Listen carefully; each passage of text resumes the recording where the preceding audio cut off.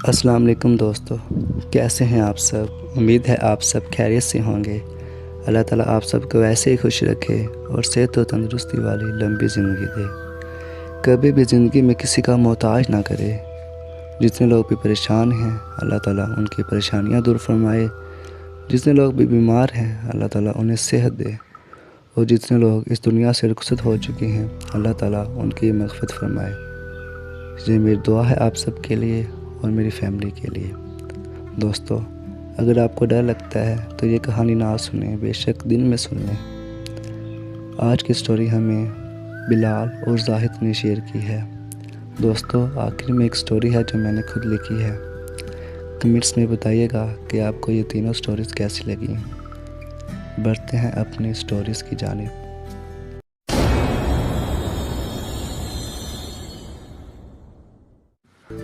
मेरा नाम बाबर है और मैं बहावल नगर से बिलोंग करता हूँ। ये वाक़या मेरी ममानी जान का है, जो उन्होंने हम कज़न्स को एक साथ जब हम उनके घर छुट्टियाँ गुजारने गए थे तो उन्होंने सुनाया था। हैदर ममानी जान सुनाती हैं कि उनके दादा जान की गांव में एक हवेली थी जिसमें मेरी ममानी जान पैदा हुई और उनका सारा बचपन वहीं गुजरा। उनके दादा जान काफ़ी रईस आदमी थे, गाँव में उनका काफ़ी नाम था। ममानी जान 3 बहनें और उनके 2 भाई थे। ममानी जान सबसे छोटी बहन थी तो उनको सबसे ज़्यादा प्यार मिलता था और वो काफ़ी हसीन भी थी।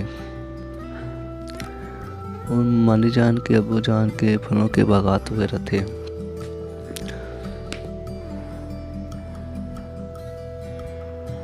तो उनके बाबा एक दिन उन्हें वहाँ घुमाने ले जाते हैं। तो ऐसे ही एक दिन जब वो अपने अब्बू जान के साथ बाग से लौटी थी और अचानक रात को वो अपने कमरे में से ज़ोर से चीखती हैं, तो सब लोग उनके कमरे में जमा हो जाते हैं।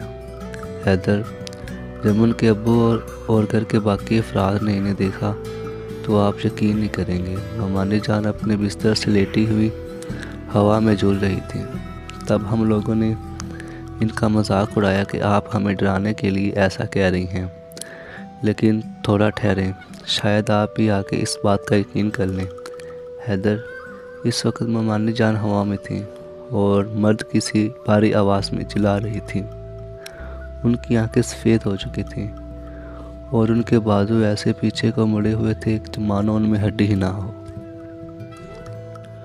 तो उनके अब्बा जान ने किसी आलिम को घर पर बुलाया। जब मौलवी साहब ने ममानी जान को देखा तो वो आयत की तिलावत करने लगे और दम किया हुआ पानी उन पर फेंका। इस वक्त ममानी अपनी हसारत में आ चुकी थी, लेकिन अगली रात फिर ऐसा हुआ। तो मौलवी साहब ने कहा, इस पर जो मखलूक हावी है वो मेरे इल्म से परे है। और उन्होंने इन्हें अपने पीरो मुर्शिद का पता दिया और इन्हें वहाँ जाने का मशवरा दिया। तो उन्होंने ममानी जान को काफ़ी हद तक बेहतर तो कर दिया, लेकिन इन्हें नाउम्मीद देते हुए कहा कि इस पर एक जिन हावी है जो काफ़ी हद तक इस पर घर कर चुका है, लेकिन वो इसे नुकसान नहीं पहुंचाएगा और ना ही इसकी शादी में कोई रुकावट डालेगा, लेकिन इसे कभी आज़ाद नहीं करेगा। हैदर, इनके घर वालों ने सभी पीर बाबा को दिखाया। सभी ने वही कहा जो उस बाबा ने इन्हें कहा था। जब हमने ममानी जान से वाक़या सुना तो मुझे इन पर यकीन नहीं था, लेकिन एक दिन मैं जब इनके घर में अपने बहन भाइयों के साथ ठहरा हुआ था तो इनमें जिन हावी हो गया। मैंने वो सब अपनी आंखों से देखा जो ममानी जान हमें किस्सा सुनाया करती थी। तब एक पीर बाबा जो कि मामू जान लेकर आए थे, उन्होंने काफ़ी अमल वगैरह किया और जिनसे बात की और हमें बताया कि इनके दादा जान से ये गैर मरीज़ मखलूक़ात का तल्लुक़ है। और उन्होंने ऐसा कुछ बताया जो कि मैं शायद शेयर नहीं कर सकता, क्योंकि ये इनके और इनके दादा जान की प्राइवेसी का मसला है।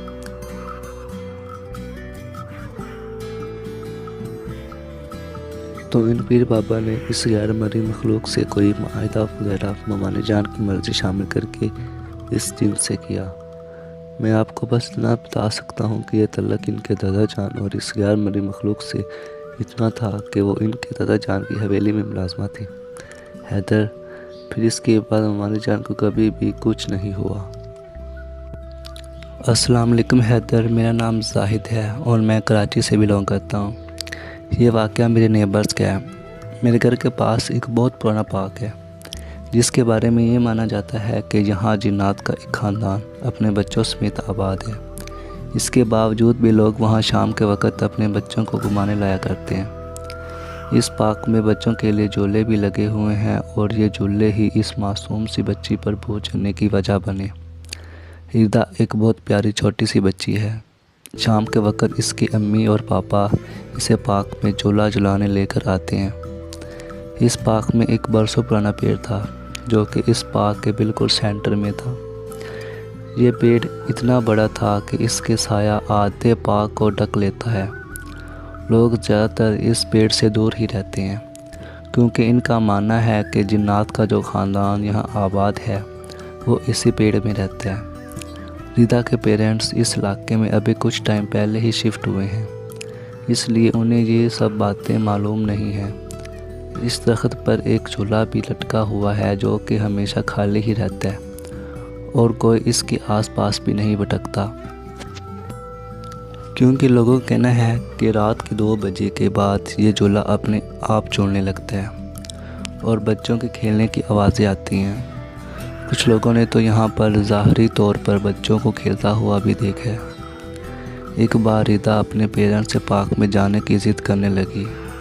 रात के 2 बज रहे थे। इसके पेरेंट्स ने इसे समझाया, लेकिन रिदा अभी छोटी बच्ची थी, इसलिए उसकी ज़िद के आगे इसके पेरेंट्स इसे पार्क ले गए। इस वक्त पार्क बिल्कुल खाली था, वहाँ हर तरफ अजीब सी खामोशी थी। इस बच्ची के पेरेंट्स इसे उसी दरख्त वाले झूले की तरफ ले गए और इसे झूले पर बिठा दिया। ये लोग खुद भी थोड़ी ही दूर एक बेंच पर जाकर बैठ गए और आपस में बातें करने लगे। रिदा की मदर ने उसकी तरफ देखा तो उन्हें एक बच्ची सफ़ेद कपड़ों में दिखी जो रिदा के बिल्कुल पीछे खड़ी हुई थी और उसे झूला दे रही थी। रिदा भी उसे हंस हंस के बातें कर रही थी। इसकी मदर को तशवीश हुई कि वो उठकर झूले की तरफ बढ़ी।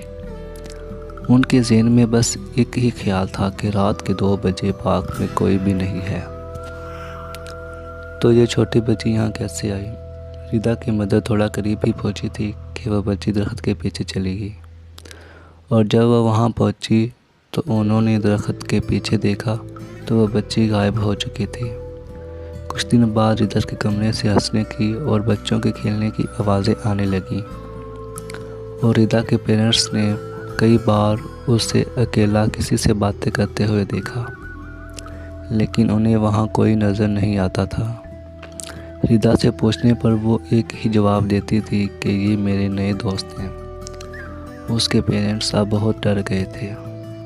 उन्होंने एक बोत उतारने वाले बाबा को बुलाया। उन्होंने बताया कि इस बच्ची पर आसेब हो गए हैं और उसी पार्क से चढ़े हैं, और क्योंकि रिदा अभी बच्ची थी इसलिए उन्होंने अपने बहुत करीब कर लिया है इसे।